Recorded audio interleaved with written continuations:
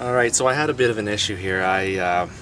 About 2 years ago, I was driving in my cruiser and I guess some water got in the rear hub and seized up the bearing eventually and more or less welded it to the spindle.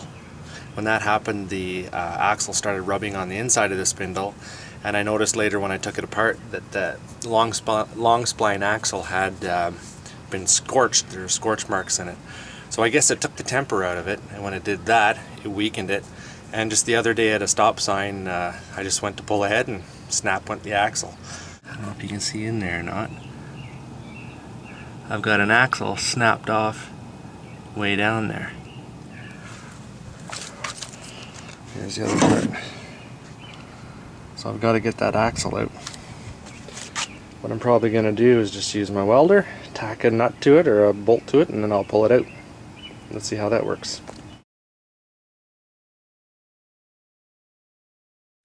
What I've done is I've hooked my negative up to the steel rod that I'm going to use, and I'll just press it up against the axle and I'll tack it on real quick, and then I'll try to pull it out.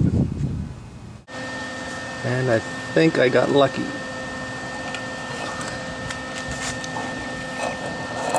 Boom! There you go.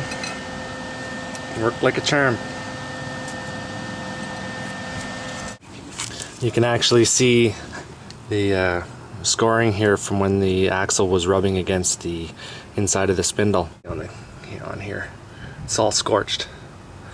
Well, that's why that snapped. New one coming in the mail from Japan.